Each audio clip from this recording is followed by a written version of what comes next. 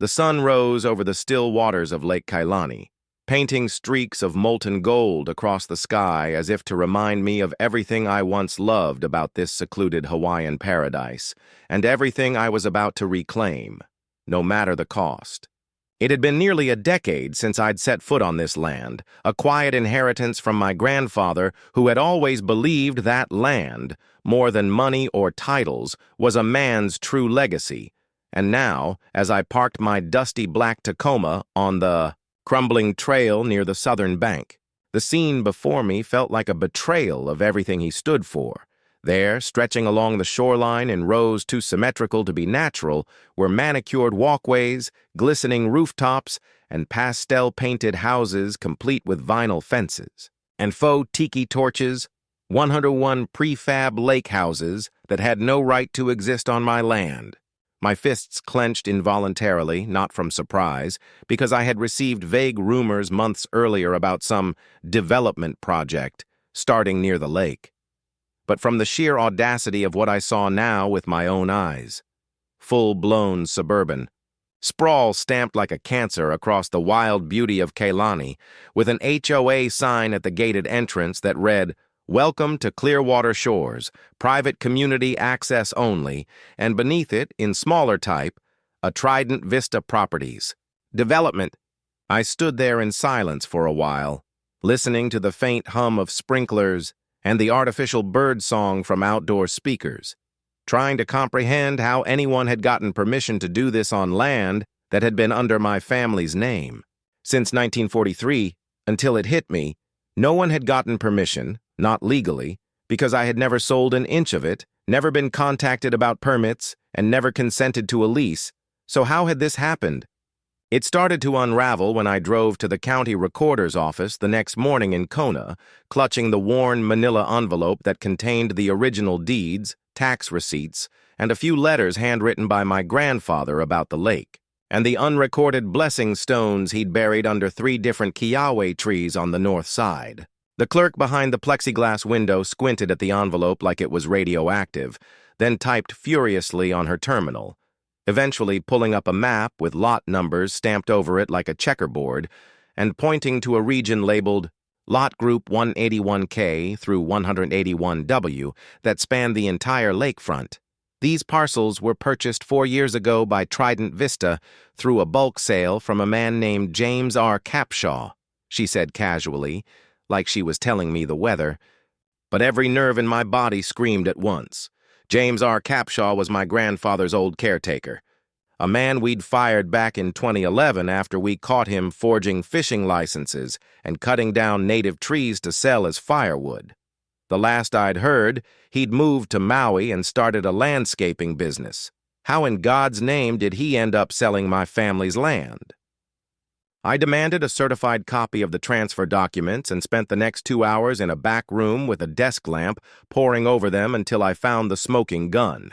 The deed transfer bore a forged signature in my name, notarized by a woman who had since been indicted in a different land scam case, and just like that, the whole thing unraveled like a ball of twine. Trident Vista had bought the land under the assumption that it was legally transferred, subdivided it into 101 parcels, and sold the lots to unsuspecting retirees and tech transplants who thought they were buying into a paradise HOA, but the title chain was rotten because the root of it was me and I had never signed off. I left the office with a binder full of copies and a storm brewing in my chest, not just for the fraud, but for the sheer scale of what had been built in my absence. So I returned to the lake with a camera, a drone, and a mission to document every structure, every house number, every face if I could get it, because what I was about to do next would shake the foundations of Clearwater Shores and expose the HOA for what it really was, a paper-thin lie built on stolen ground. I drove past the security kiosk, empty, thankfully, and filmed each cul-de-sac, each cove where kayaks were neatly stacked, and each backyard with its own dock poking into the water like a toothpick in a stolen cake. No one stopped me, probably, assuming I was another inspector or delivery driver. But I noticed the surveillance cameras blinking from lampposts, and the neatly dressed HOA board members having a barbecue near Lot 42, sipping wine as if their paradise was eternal. None of them knew the legal tidal wave that was coming. That night, I stayed at a friend's place in Hilo and began drafting the paperwork to reassert title claim. I pulled the original family trust documents, the plat maps dating back to the 1950s, and an obscure clause in Hawaiian law known as Kuleana right, which preserves native land claims even if they were never formally registered in the state database. As long as you can prove continuous use or inheritance, you can override fraudulent transfers, especially if the state failed in its fiduciary oversight to prevent the fraud in the first place. I consulted a land use attorney named Kiara Kamealoha, who specialized in reclamation cases, and within a week we had compiled a formal suit against Trident Vista Properties, the notary, and the HOA board under civil racketeering statutes, citing conspiracy to defraud, illegal construction on unregistered land, and willful negligence in due diligence. The lawsuit alone made the local papers. Man claims 101 homes built on stolen land, and within 48 hours I was flooded with emails from angry residents, lawyers, and journalists asking for interviews. But I refused to speak publicly until the court motion was filed.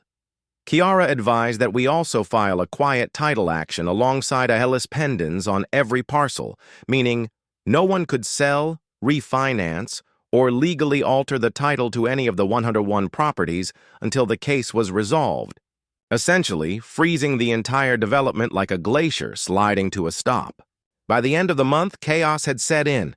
The HOA president, an ex-banker from San Diego named Marla Pennington, issued a scathing newsletter calling me a delusional squatter, while half the residents started packing their bags out of fear of losing their investments. And Trident Vista sent me a cease and desist letter, which Kiara shredded in her response with all the precision of a trial-hardened shark, pointing out that their so-called purchase was null and void if the originating deed was forged, and they had no title insurance because they'd skipped the escrow process to avoid state scrutiny. In the meantime, I returned to the lake again, this time with a hired surveyor and a Hawaiian cultural preservation expert to mark the original boundaries and locate the blessing stones my grandfather wrote about. It took 3 days, but we found all 3 buried beneath kiawe trees, each one inscribed with a family mark and the date of 1945, wrapped in faded kapa cloth and sealed in oilskin. That was the final proof we needed, not just for the court, but for the Land Commission overseeing heritage claims. Physical evidence of generational land use, maintained through oral tradition and ceremony. The day we submitted the registration under my name with the full historical affidavit, the clerk smiled in a way that told me she believed in justice, not just bureaucracy, and when the state issued the formal land registration certificate too, weeks later, naming me Kaimana Alika Reyes as the sole legal owner of Lake Kailani and all surrounding lots. It felt like the mountain itself had bowed its head in acknowledgement. I walked the lake's edge that night barefoot, listening to the wind move through the grass like an ancient voice saying, "You did it." But I knew this was only the beginning, because the residents, the HOA, and the developer were not going to give up without a fight. And when word spread that I now legally owned the land under their homes, the very ground their foundations rested on, the panic and desperation that followed would be a storm unlike anything Hawaii had seen before. The first sign that the situation was about to spiral into utter madness wasn't the surge of legal threats or the HOA's attempt to invalidate my land claim.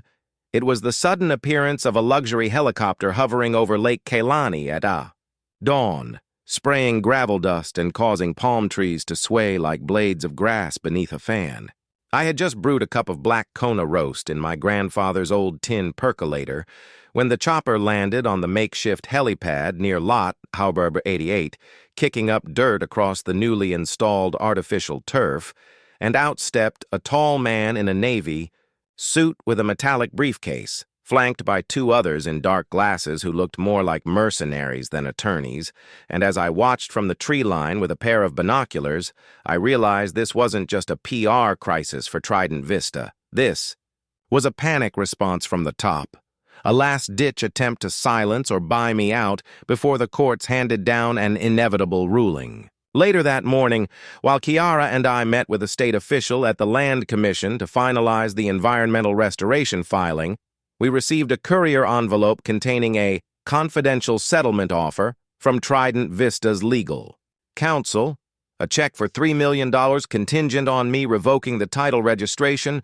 withdrawing all lawsuits, and signing an NDA that would ban me from speaking publicly about the matter ever again, a transparent bribe wrapped in legalese, and one that Kiara responded to by forwarding the offer directly to the state attorney general as evidence of attempted coercion. But the real chaos began when the residents, now fully aware that their homes were technically on someone else's land, divided into factions. One group, led by the increasingly desperate HOA president Marla Pennington, doubled down and began spreading lies through the neighborhood newsletter, claiming I had forged the original deeds and that the state would soon correct the error. They even held a town hall meeting in the Clearwater Shores clubhouse, complete with catered sushi and PowerPoints to convince homeowners that everything was under control. But it backfired spectacularly when a retired judge named Harold Kunitz, who lived on Lot Nasser 12, stood up mid-presentation and read aloud a court filing showing that the Elias Pendens was already active and that no title transfers or sales could proceed until the legal dispute was resolved, which meant their property investments were now frozen assets.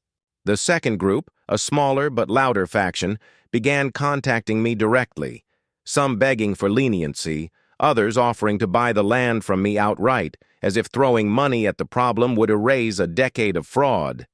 And one woman even showed up at the lake in tears, holding her toddler and pleading that I not evict her into homelessness. I didn't have the heart to explain that I wasn't evicting anyone, not yet, but that the law was on my side now and I had to protect my heritage or risk losing it forever. Still, their desperation was real, and so was the growing paranoia. Within days, missing property owner flyers with my face were stapled to pine poles near the entrances, and some residents hired private security guards to patrol their homes at night, as if I might burn their houses down in retaliation. But I had no interest in violence. I wanted justice, not revenge, and I knew that the more unhinged they became, the stronger my case would look when it finally reached court. Meanwhile, Marla and the HOA board launched a bizarre counteroffensive.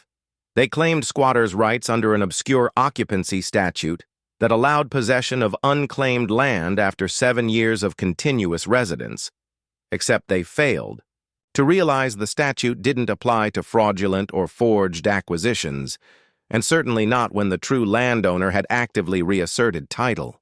Kiara eviscerated that argument in a public filing, complete with historical citations and a devastating affidavit from a former county official who admitted on record that Trident Vista had bribed him with cash and offshore real estate to rush through the original permits.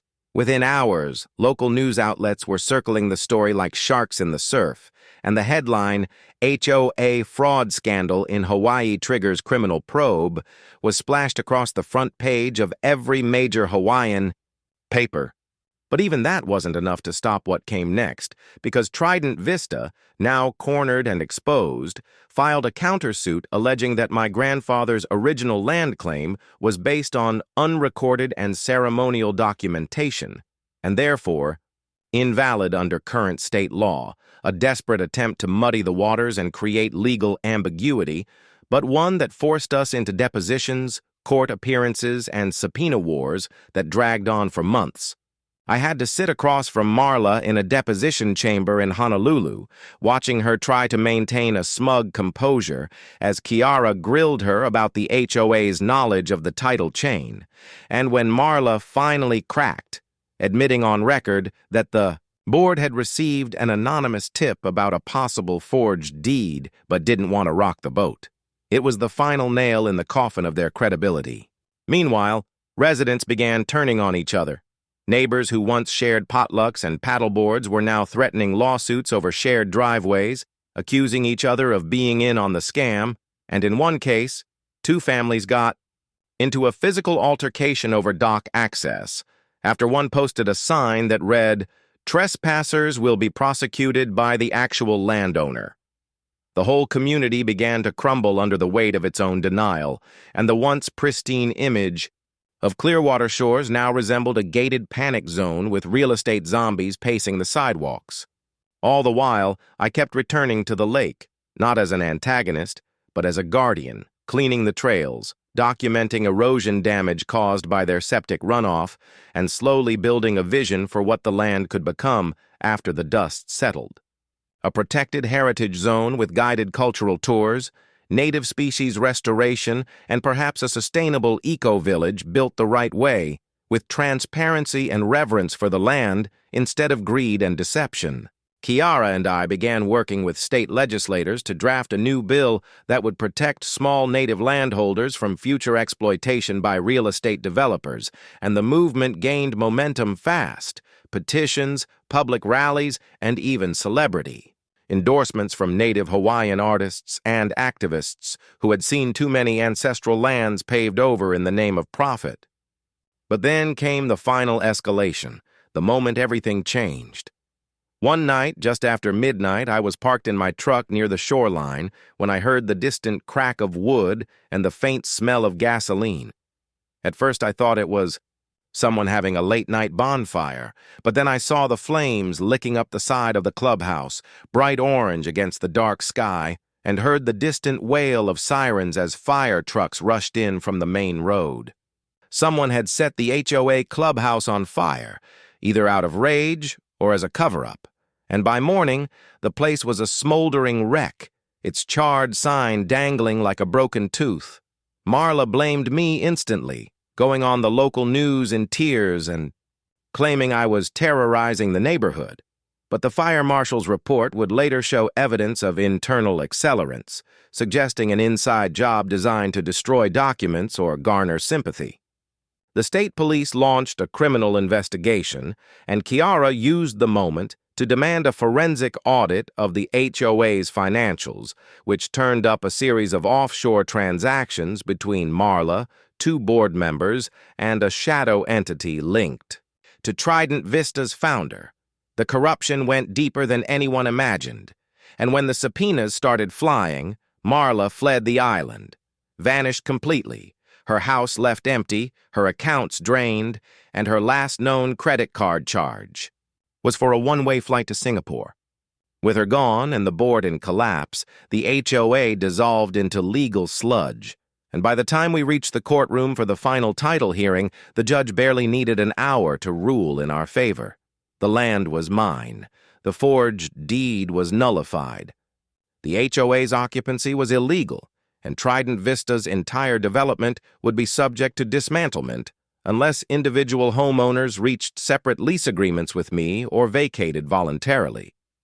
It was over, or so it seemed, until the residents began organizing one last desperate plan: a class action countersuit claiming emotional damage, financial loss, and cultural displacement, naming not just me, but the state, Kiara, and even the judge as co-conspirators in what they now called a hostile reclamation. And as absurd as it sounded, the sheer volume of plaintiffs meant the courts would have to hear it, delaying the full execution of our victory and forcing us into yet another war of attrition. But this time, I wasn't going to fight it the same way. Instead, I began reaching out to individual homeowners, offering 12-month lease agreements at zero cost in exchange for full acknowledgement of my ownership and permission to restore parts of the lakefront to its original condition, and slowly, house by house, they began to sign. They were tired, they were scared, and they realized I wasn't the villain. I was just the guy who came back to protect the land his grandfather once loved, and maybe, just maybe, they could coexist with that if they swallowed their pride. It had been 7 months since the courts handed down the ruling confirming me as the legal landowner of every square foot under the 101 lake houses. And though the legal battles hadn't fully died down, the air around Lake Kailani had changed. No more HOA patrols, No more smug newsletters from self-appointed presidents, and no more delusions of invincibility from a community built on fraud, but instead a tense, quiet reckoning that hovered over the water like morning mist, as residents began to accept the truth that I, Kaimana Alika Reyes, held their future in my hands, not out of cruelty or revenge, but because the law and the land itself had chosen to restore what had been stolen.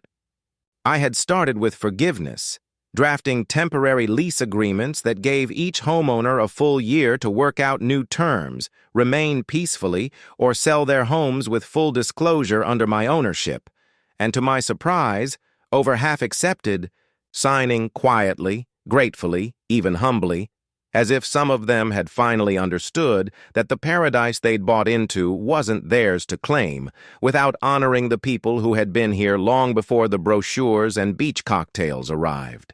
But of course not everyone came around so easily. There remained a faction of diehards, about 28 homes in total, who formed an unofficial shadow HOA, refusing to sign any lease, refusing to recognize my authority, and plastering their windows with signs that read, "No king but the people. We will not lease our liberty," and, absurdly, "Reyes is a communist plant," as if acknowledging my legal right to the land was somehow an act of political surrender. They filed one last Hail Mary lawsuit, not in state court but in federal district court, claiming civil rights violations under the guise of forced tenancy, and they found a mainland lawyer who smelled a media circus and took the case pro bono, triggering yet another round of headlines, interviews, and social media storms. But this time, I was ready. I'd hired a public relations firm run by native Hawaiian veterans, launched a website called Kailani Truth, and held open forums every week at the lakeside trailhead where I personally spoke to any resident, reporter, or passerby who wanted to understand the full story, complete with aerial maps, historical documents, and photos of my grandfather planting the first kukui saplings on this land back in 1951. I didn't want to fight fire with fire. I wanted to drown the flames with truth, and slowly, surely, it began to work. One by one, families from the shadow HOA peeled away from the resistance, realizing their lawyer was just stoking their fear for profit. And soon the core of the rebellion was down to just 8 houses, most of them vacant or occupied by absentee Airbnb owners who thought they could strong-arm me from the mainland with email threats and Instagram rants, until I filed formal notices to cease short-term rentals under zoning violations and water overuse statutes, and within weeks, their operations dried up like a tide pool in midday sun. Meanwhile, something beautiful had begun to emerge from the ashes of all this conflict. I partnered with local nonprofits and cultural groups to launch Ka Honua Ola, the Living Earth Project, a community land stewardship program that would convert 25 acres of shoreline into a protected native sanctuary with walking trails, educational centers, and sustainable gardens. And the moment we broke ground, it was as if the land itself breathed easier. Birds returned to parts of the lake where chemical runoff had driven them away. Native taro flourished in reclaimed patches near the North Bend, and children from nearby schools began coming for weekend workshops to learn the legends and language of the place their ancestors once fished and danced beside under starlit skies. We even held a ceremony on the 1-year anniversary of the ruling, a proper blessing with chants, conch shells, and hula. Not a performance for tourists, but a healing act of reconnection for the land, the people, and yes, even a few of the residents, who had once viewed me as their enemy, but now stood respectfully, watching with teary eyes as Elder Kumulani laid hands on the soil and declared the lake Pono once more, balanced, just, and whole. And then came the twist no one saw coming. A new buyer, not a developer, but a Hawaiian investment trust backed by education funds and heritage grants, approached me with a quiet proposal. They wanted to buy 40 of the lake houses from current owners who wished to leave but couldn't sell on the open market due to legal complications and clouded reputations, and convert them into cultural lodges, artist residencies, and ecological study cabins. Low-impact, high-integrity use that would blend with the lake's future rather than fight it. The deal was structured beautifully. The trust would pay fair market value to exiting residents, handle all title transfers under my oversight, and offer community equity options for those who stayed, giving them partial ownership in the revitalization of Kailani itself. And just like that, a new model emerged. Not eviction, not exploitation, but transformation. Within 4 months, the trust had acquired 36 homes, and I had personally reviewed every transfer to ensure transparency. The remaining homeowners, now just 30 strong, found themselves surrounded not by hostility, but by purpose, and many of them joined the project in some way, teaching, guiding, gardening, or simply offering their support. Marla Pennington, who had vanished to Singapore, eventually resurfaced in an international financial crime investigation when authorities tracked her through a Cayman account used in the Trident Vista fraud case, and her extradition back to Hawaii was the final poetic justice. Though I didn't attend the trial, I didn't need to see her face again. The federal countersuit from the shadow HOA was eventually thrown out with prejudice after a judge ruled it baseless and politically motivated. And in the final written opinion, the court declared that Mr. Reyes's stewardship of Lake Kailani represents not only a legal restoration of property, but a model for how native claims and community coexistence can intersect in modern land disputes. The closing months of the second year were the most peaceful, and I spent them building, physically, emotionally, spiritually, repairing old canoes with Uncle Mana, teaching middle schoolers how to paddle and fish without hooks, guiding historians. Through the oral archives, we'd begun recording in the new community Hale, and sometimes just sitting at the water's edge with a sketchbook, trying to capture the way the light moved across the lake now that the noise was gone. A few of the remaining holdouts eventually sold their homes, a few others stayed on as long-term tenants under fair terms, and only one house, the infamous Lot Number 42, once owned by a tech CEO who tried to sue me for cultural bias, remained, empty until I repurposed it as a public welcome center for Kahonua Ola, complete with exhibits of the entire saga, the forgery, the lawsuits, the turning point, the healing, and the future. In that center, I placed a single glass case with 3 objects: the blessing stones wrapped in kapa, dug up beneath the kiawe trees where my grandfather once walked, because in the end, that's where this story had started, not with fraud, or houses or titles, but with a promise made by an old Hawaiian man to protect the land he loved and to pass it on to someone who would remember its name.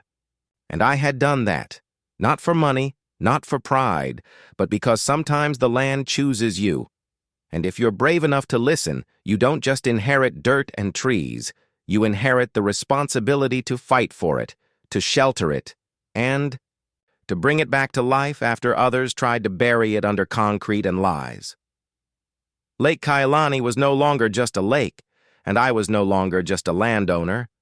I had become its voice, its shield, and its student, and in doing so, I realized that what they built without permission could never compete with what we rebuilt together, with intention, with truth, and with aloha.